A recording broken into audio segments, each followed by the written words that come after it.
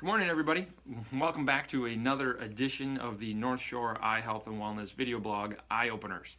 This month, we're going to continue our discussion on a very important topic, one that's near and dear to my heart, and one that's really taking off in the eye health field, the topic of myopia progression or nearsightedness progression.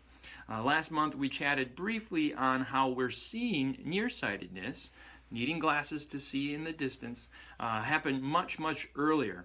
And the result of this early progression of nearsightedness is increased high prescriptions, increased risk for developing glaucoma, retinal detachments, and cataracts. So there are some severe consequences that are showing up from nearsightedness happening at an earlier age. Remember, we used to see the typical adolescent nearsighted individual at about 12, 13 years of age, and then progressing into their early 20s and then kind of stopping. This is the classic -1 power to start out and ending around a -4. Now we're seeing nearsightedness happen in 8 and 9-year-olds. This is 5 years or so earlier than anticipated and allows the progression to happen over a much longer period of time, resulting in more stretching or elongation of the eye and increasing the risk for those conditions we mentioned: glaucoma, retinal detachments, and cataract development. So right now we're really focusing on the leading edge of eye health care on how to slow down the progression of nearsightedness. And there are some really cool studies coming out and some really great options for us that we can start to use with these kids to help slow things down.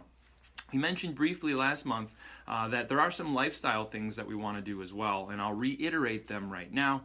We want to limit our screen time on digital devices, things like computers, iPads, tablets, phones. The more time we spend on these, the more our focusing muscle has to work and can artificially start to elongate the eye.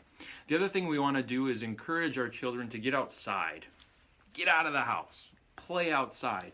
A new study from the Northwestern School of Medicine actually identified a cell in the retina that if it does not get enough exposure to natural light, like going outside, it'll start to stretch and elongate, and this has been tied to nearsighted progression.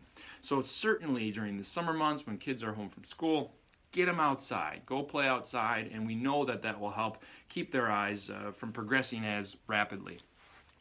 Now, I think newest in one of the most exciting ways is we can actually, as eye doctors, prescribe a form of correction for our eyes that will slow down this progression of nearsightedness.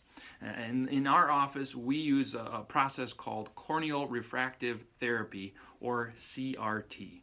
CRT is just groundbreaking, revolutionary. We're super excited to be certified to offer it in our office. But basically what it involves is fitting a mold on the cornea that the child sleeps in at nighttime. This mold is comfortable. It really has no impact on the eye surface, but gently flattens the cornea. And as it flattens the cornea, it's very similar to what LASIK does. It will allow the nearsightedness to be corrected.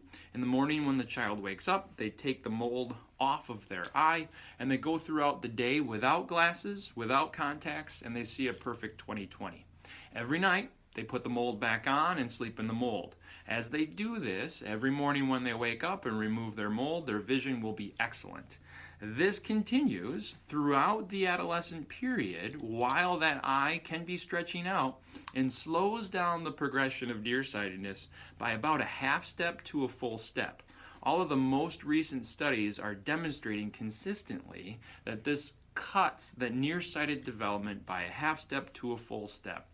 What this means is that if a child starts out as a -1 and ended as a -10, we could start them out at a -1 and end at a -5. And this is key.